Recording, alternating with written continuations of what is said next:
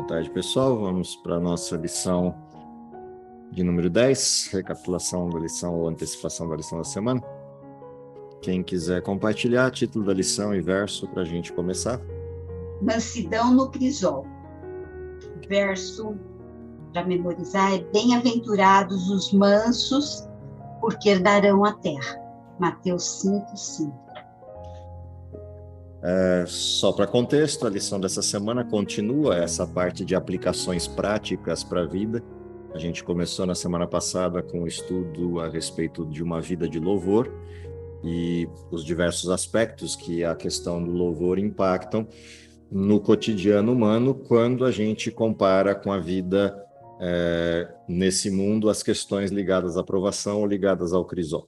Na lição dessa semana, um outro aspecto da prática humana, um outro aspecto de atitudes humanas decorrentes da fé, decorrentes da compreensão do contexto em que vivemos, é a mansidão.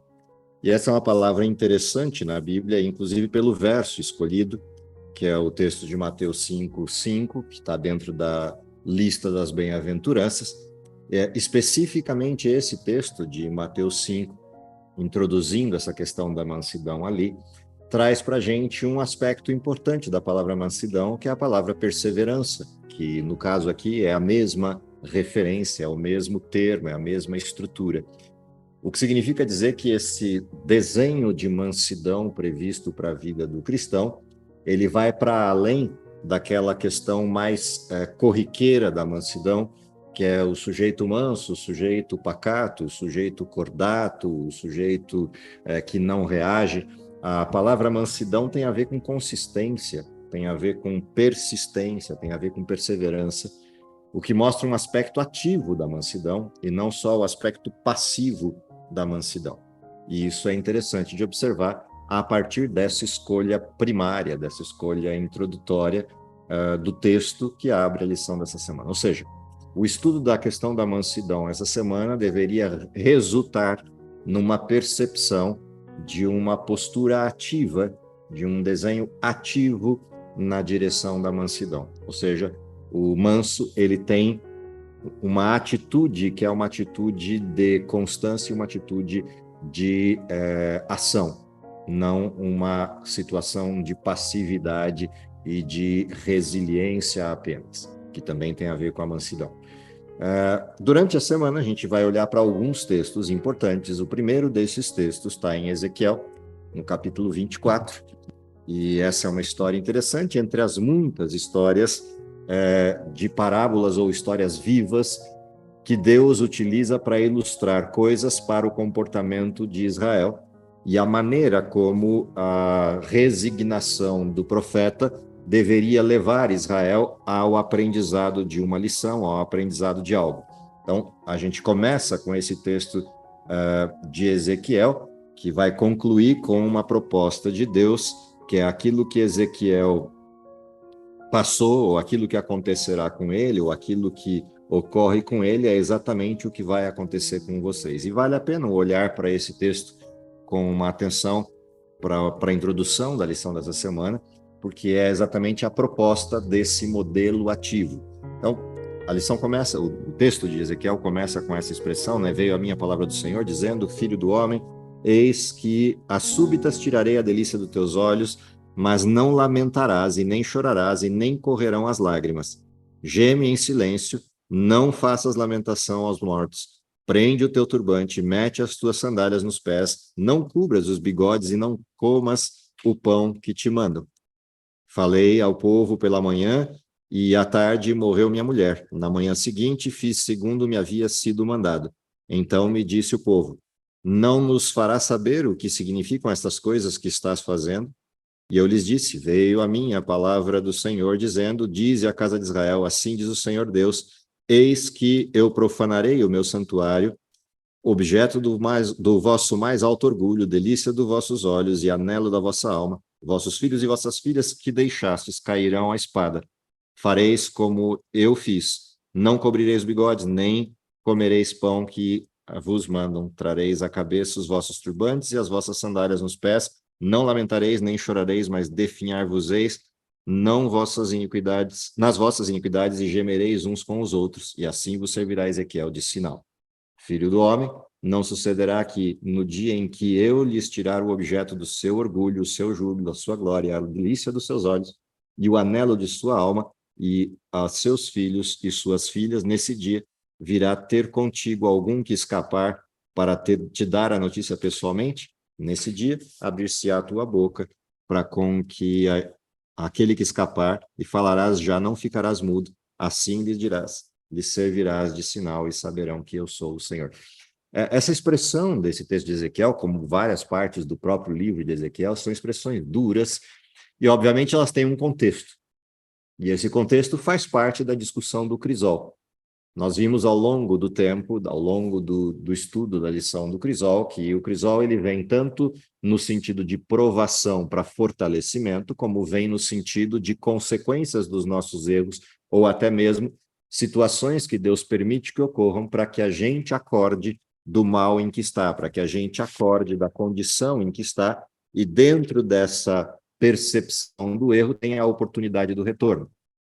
Israel está vivendo essas condições, e a gente se lembrar bem, o texto de Ezequiel, o texto de Isaías, o texto de Daniel, todos eles estão ao redor da discussão do cativeiro, da discussão da destruição do povo, da destruição do reino, e esses elementos fazem parte da forma como Deus atua com Israel em função do comportamento do próprio povo ao longo do tempo. Mas o que é interessante nesse texto é a ordem estranha de Deus, que é não chore. E essa ordem estranha dada a Ezequiel, para que ele não manifeste lágrima ou choro diante daquilo que acontece, tem uma razão. Está por trás dessa cena, enquanto resposta, o próprio Deus. E a lamentação de Israel não faria sentido, assim como a lamentação de Ezequiel não faria sentido se é algo que Deus está fazendo com um propósito. Então, significa que eles não deveriam sentir a dor? Não, o texto não disse isso, só disse que eles não deveriam demonstrar essa dor. Eles deveriam manifestar o suportar disso com resignação, com resiliência, com paciência ou mansidão, sem críticas, sem representações de acusações, sem nada que pudesse denegrir a imagem de Deus. E aqui vem uma primeira grande lição e desafio da lição dessa semana, que é como é possível para seres humanos finitos, limitados como nós somos, como é possível, dentro desse contexto, ter esse tipo de comportamento, como é possível reagir ao sofrimento com esse tipo de abordagem. E a centralidade do tema, ou seja, a percepção do tema, está na compreensão de quem é Deus, continuando o tema da semana passada. Portanto, diferente da semana passada, em que a gente tinha uma atitude de louvor, a atitude aqui, nesse contexto de um desenho que vai para além da aprovação, é um crisol quase de ataque ou de chacoalhão, a resposta deveria ser a resposta silente, de reconhecimento de que aquilo que está acontecendo tem uma razão de ser. E que Deus vai, de alguma maneira, quando eu apresentar a minha atitude de resposta a isso, Deus vai resolver essa conta, vai resolver isso de uma outra forma. Então, olhar para essa situação é interessante, porque os textos que seguem o livro de Ezequiel, daí para frente, mostram a atitude de Deus contra os povos que atacassem Israel, mostra as condenações de Deus contra os grandes inimigos. O que significa que essa resiliência momentânea, ou seja, essa percepção do desenho do sofrimento e também o reconhecimento pessoal do nosso comprometimento enquanto pecado, deveria apresentar externamente uma percepção de que sim, eu entendo o que está ocorrendo e aceito isso que está ocorrendo. E esse é o primeiro elemento de mansidão que aparece enquanto cena.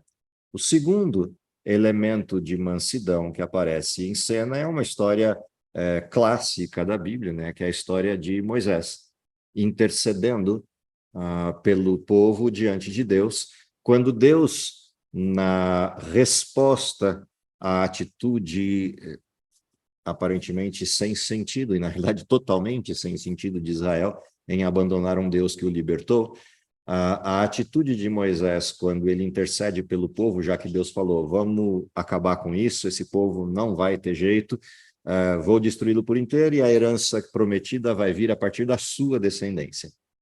E Moisés se interpõe a Deus dizendo não. E ele intercede pelo povo, apesar do povo murmurar o tempo inteiro, apesar do povo reclamar com Moisés, apesar do povo agir de maneira totalmente fora do protocolo, Moisés se interpõe em intercessão. E essa é uma cena importante que se repete ao longo da história de Moisés, mas em particular quando Moisés se interpõe ao povo e absorve o castigo do povo para ele, ele se coloca aqui dentro de uma característica que é a segunda expressão mais importante de mansidão que a Bíblia apresenta. Porque a primeira é Cristo, lá na frente, a segunda é essa. Quando Moisés age dessa forma, na realidade está agindo exatamente como Jesus agiu. Deixa o céu, vem a terra, numa condição de indignidade e se interpõe ao pecado para receber nele mesmo o castigo. Moisés está fazendo exatamente isso, dizendo para Deus ter misericórdia do povo e se tiver que castigar alguém, que castigue ele. Se tiver que castigar alguém, que seja ele parte desse processo. E é interessante a resposta de Deus de recuo, não porque Deus não soubesse do desenho, ou porque Deus fosse vítima do que Moisés está fazendo, mas tem algo interessante aqui. Essa latência de Deus e depois a resposta afirmativa de Deus ao pedido de Moisés mostra que havia uma lição a ser aprendida por Moisés. Ou seja, aquilo que o povo tinha feito era errado mesmo. Aquilo que Deus propôs fazer com o povo estava certo, tanto é que Deus fez. Aquele povo inteiro morreu no deserto. Portanto, não entrou na Terra Prometida, ou seja, a intercessão de Moisés não mudou a regra do jogo em relação ao que aquele povo merecia receber como consequência do seu erro. Mas aquele povo permaneceu vivo para entender isso. E Moisés, principalmente, aprende a grande lição da misericórdia e sai dali diferente do que já era, no sentido de crescimento. E é reconhecido na Bíblia como exemplo de mansidão, como sendo o manso. É interessante que a história de Moisés está recheada desse tipo de situações, né, com críticas do povo, críticas dos líderes do povo, críticas da sua irmã, Miriam, críticas de Arão, em algumas circunstâncias. Mas, a despeito de tudo isso, Moisés permanece nessa condição de buscar a graça para quem não merece, buscar interceder por quem não merece a intercessão. E, em vez de Moisés ser um murmurador nessas condições e reclamar com Deus que povo é esse que o Senhor me deu para levar, ele incorpora em amor ao povo a atitude de demonstração de humildade e altruísmo, que é a mansidão ativa. Então, esse é um modelo interessante dentro da condição dos diversos elementos que a lição vai trazer do estudo da história de Moisés. Vários episódios, vários pedaços de episódios estão listados aí dentro da lição. Além disso, a gente tem na carona desses exemplos, obviamente chegando aqui ao modelo do Evangelho, a gente vai encontrar lá em Mateus capítulo 5, na sequência aí das bem-aventuranças, passada a introdução, que são as bem-aventuranças, uma série de instruções interessantes no livro de Mateus, no capítulo 5, em relação à vingança, em relação a juramentos, em relação ao adultério, mas chega um momento na história em que a gente tem um olhar para a questão do amor ao próximo, que é o verso 43 em diante, você encontra esse texto em Lucas 6 também, e ali você vai encontrar como referência, ouvistes o que foi dito, amarás o teu próximo, odiarás o teu inimigo, eu, porém, vos digo, amai os vossos inimigos e orai pelos que vos perseguem, para que vos torneis filhos do vosso Pai Celeste, porque ele faz nascer o sol sobre maus e bons, e chuva sobre justos e injustos. Porque se amardes os que vos amam, que recompensa tendes? Não fazem os publicanos também o mesmo? E se saudardes somente os irmãos, o que fazem demais? Não fazem os gentios também assim? Portanto, sede vós perfeitos, como perfeito é o vosso Pai Celeste. E aqui tem uma outra questão ligada à mansidão, que é ultrapassar o limite da passividade no ataque de um inimigo e assumir uma visão proativa de vida em orar por aquele que é inimigo, para que aquele que é inimigo possa ser salvo. Ou seja, em outra direção, é a mesma coisa que a gente estivesse olhando para o inimigo como Jesus olhou na cruz. Com a perspectiva de que Jesus olhou na cruz para os inimigos que o crucificaram e intercede diante de Deus, dizendo: Pai, perdoa-lhes porque não têm a menor noção do que estão fazendo, não sabem o que fazem. Essa é a percepção que a gente tem de mansidão nesse característico ativo da palavra mansidão, que é reproduzir o comportamento de Cristo. E por isso o texto tem que terminar assim mesmo: sede perfeitos, como perfeito é vosso Pai que está nos céus. Ou seja, na perseverança da fé, que muda a condição e que fortalece o sujeito que segue a Deus, como resultado disso vem a reprodução daquilo que é o objeto da criação, a imagem e a semelhança com o Criador. Portanto, é uma escada de crescimento que vai sendo apresentada a partir desse contexto.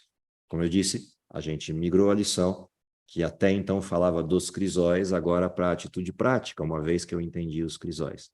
E essa é uma outra parte dessa prática, que tem a ver com essa proatividade em direção da salvação dos inimigos, em direção da intercessão dos inimigos. E aqui fica bem ajustado qual é o padrão. Não é outro menor do que a imagem de Deus, não é outro menor do que ser perfeito como perfeito é Deus. Obviamente, esse texto não é literal no sentido de comparação com Deus, mas estabelece um padrão. E isso é muito interessante também de se perceber durante o estudo da semana. Uma outra questão que vem na sequência são as instruções também do livro de Mateus e reproduzidas lá no contexto da carta de Pedro, no capítulo 2, os versos 18 a 25. Então, o título da lição é um título curioso, né? Manter a boca fechada ou boca fechada, como a apresentação. E o interessante é o contexto. Aqui, esse boca fechada está dentro de um contexto de injustiça e de dor produzida pela injustiça. Não é fácil manter a boca fechada quando você sofre injustiça. Não é fácil agir na direção de humildade e mansidão quando a estrutura ao redor arma coisas contra você e você sofre por isso, você é passado para trás por isso, você é puxado o tapete por isso.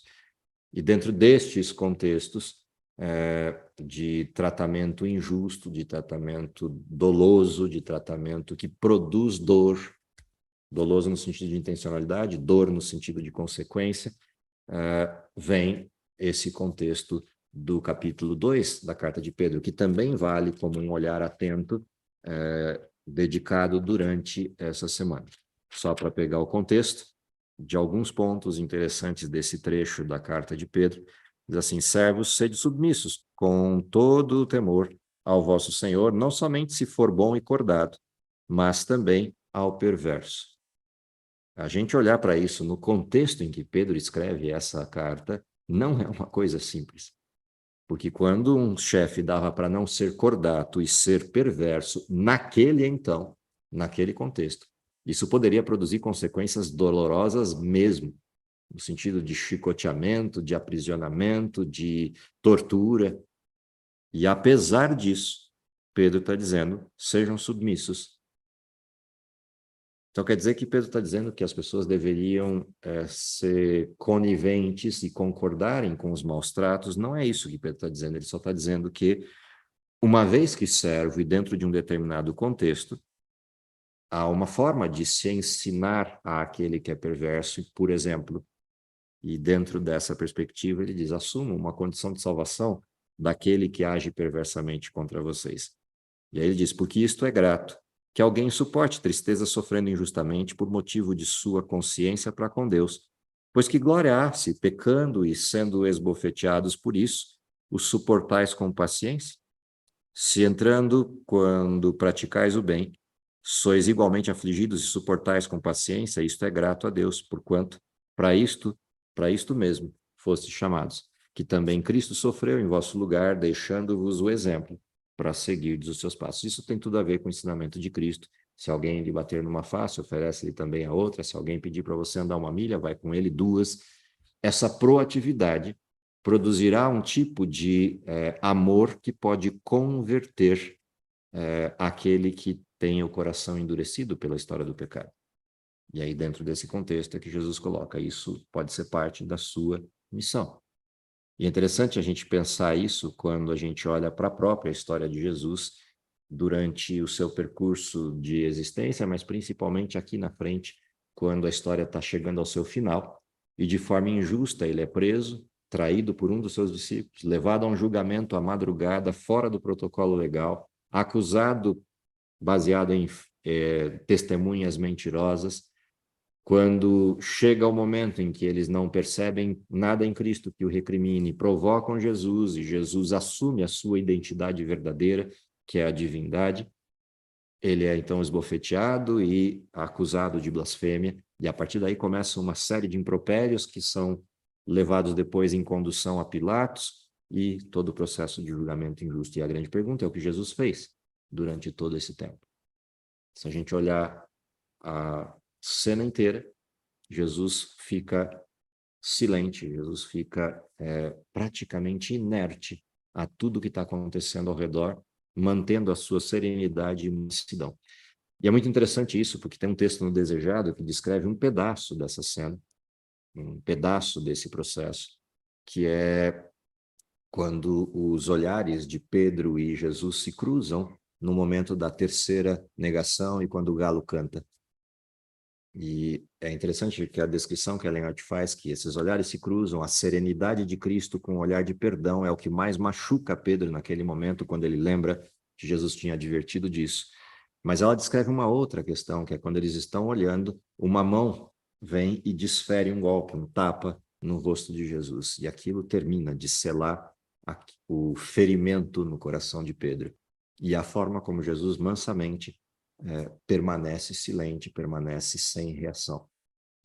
Então, tudo isso faz parte dessa percepção do qual é o sentido da lição de quarta-feira, com essa questão da boca fechada, nessa manifestação de resiliência. E, por fim, a gente fecha a lição da semana com um salmo que apresenta uma coisa interessante, que é a razão para tudo isso.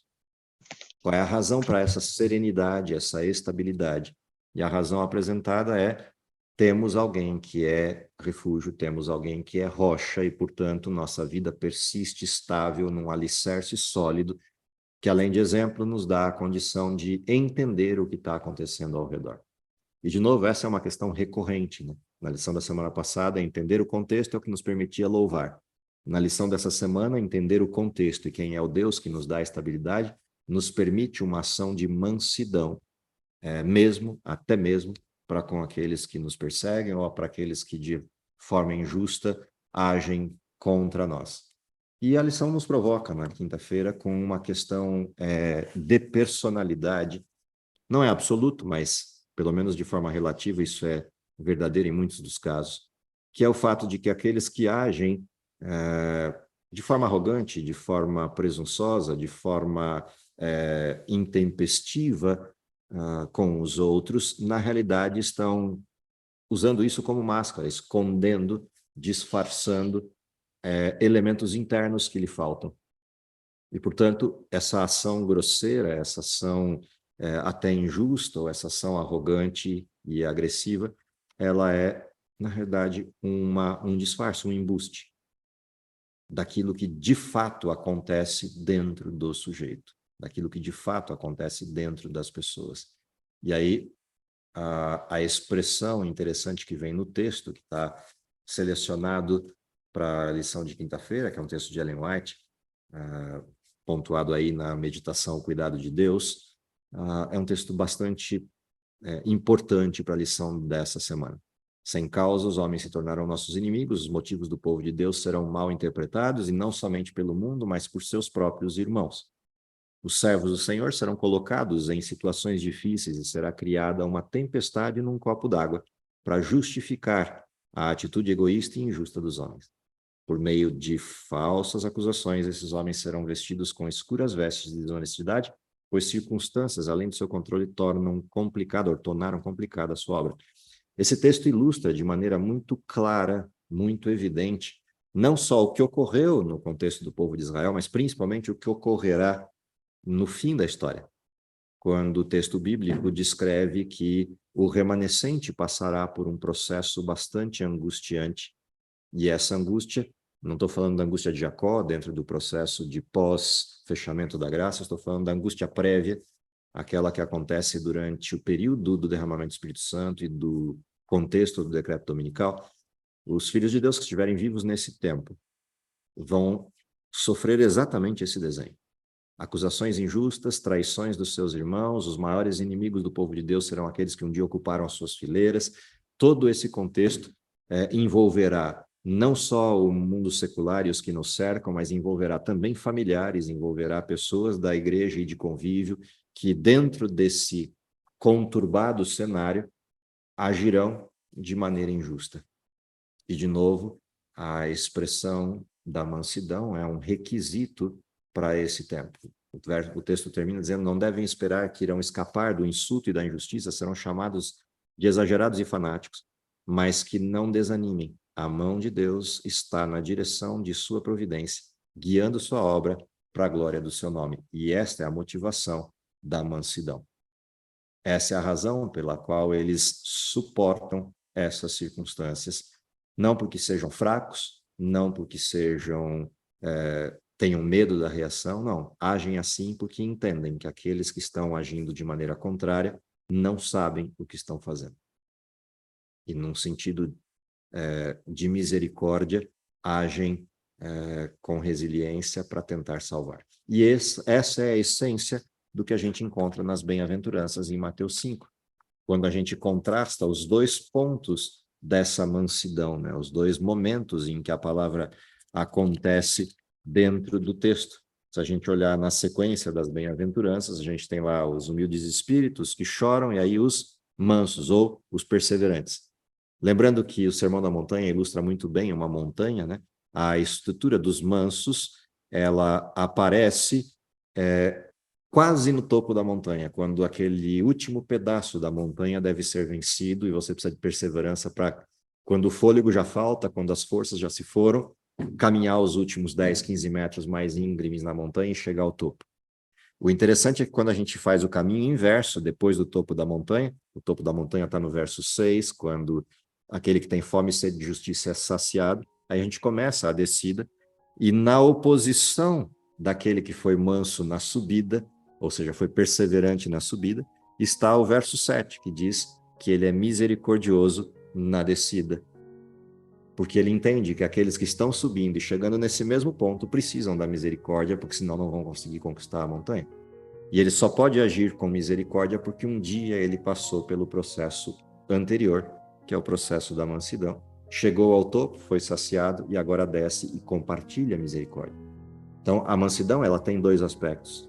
Um que é esse da perseverança, que é essa resignação na subida, mas o outro que é ativo, que é a misericórdia exercida para com todos quando eu estou descendo a montanha e já passei pela parte mais aguda do processo. Isso também é interessante. E fecha o tema com a escolha do verso principal da lição, que está lá no início, que é um texto das bem-aventuranças, que é a expressão da mansidão.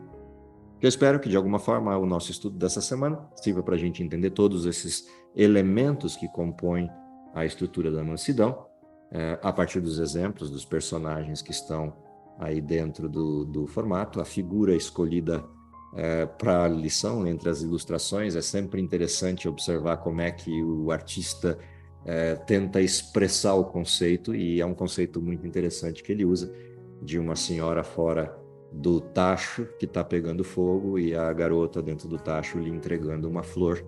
Ou seja, apesar do crisol queimante, ela consegue ser ativa e gentil para minorar o sofrimento daquele que, nem sofrendo como ela está,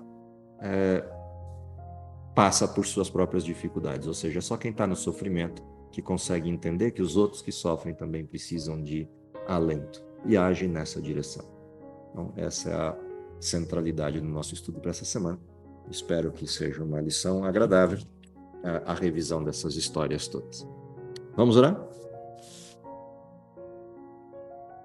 Querido Pai que está nos céus, te agradecemos pelo dom da vida, te agradecemos porque, apesar das circunstâncias e dificuldades desse mundo, entendemos o contexto em que estamos e, principalmente, entendemos o que Cristo fez por nós.